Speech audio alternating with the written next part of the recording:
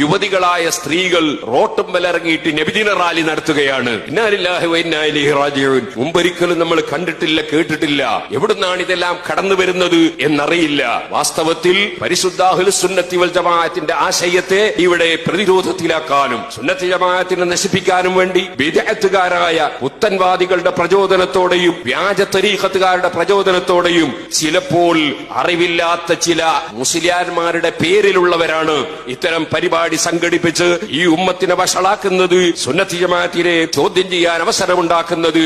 അവരുടെ വഞ്ചനയിൽ ഒരു മഹല്ല് കമ്മിറ്റിയും ഒരു മദ്രസ കമ്മിറ്റിയും പെട്ടുപോകരുതെന്നും നിങ്ങളുടെ മുൻഗാമികൾ നിങ്ങൾക്ക് കാണിച്ചു തന്നതുപോലെ നല്ല മൗലിദോതി, ബുറുദ ചൊല്ലി, മദ്ഹ് ചൊല്ലി, ഭക്ഷണം കൊടുത്ത്, ഖുർആനോദി, ദുആ ചെയ്ത് റാലി നടക്കുകയാണെങ്കിൽ അത് പുരുഷന്മാര് മാത്രം റാലിയാക്കി അങ്ങനെ അള്ളാഹു പൊരുത്തപ്പെട്ട നിലക്കല്ലാതെ ഒരു ദപ്പ് കയ്യിൽ കിട്ടിയാൽ പിന്നെ എന്തു തോന്നിവാസവും ചെയ്യാം എന്നതും നബിതങ്ങളെ മദ്ഹാണെന്ന് പറഞ്ഞ് ഏതാണിനും പെണ്ണിനും ഒരുമിച്ച് കൂടാമെന്നതും ആരും തന്നെ അനുവദിച്ചതാണെന്ന് ചിന്തിക്കരുത്. സമസ്ത കേരള ജമിയത്തുലമയുടെ പ്രസിഡന്റ്, സെക്രട്ടറി തുടങ്ങിയ ആലിമീങ്ങളെ സ്റ്റേജിലിരുത്തിയാണ് ഞാൻ ഈ കാര്യം പറയുന്നത്. പണ്ഡിതന്മാർ അവരുടെ ഉത്തരവാദിത്വം നിർവഹിക്കില്ലെങ്കിൽ അള്ളാഹുവിന്റെ അടുക്കൽ അവർ ചോദ്യം ചെയ്യപ്പെടുമെന്നതുകൊണ്ട് തന്നെ ഈ കാര്യം തുറന്നു പറയുകയാണ്. നാം നമ്മുടെ മുൻഗാമികളായ ആളുകൾ കാണിച്ചു തന്നതുപോലെ വളരെ ഭംഗിയായി മൗലിദ് പരിപാടികൾ നടത്തണം.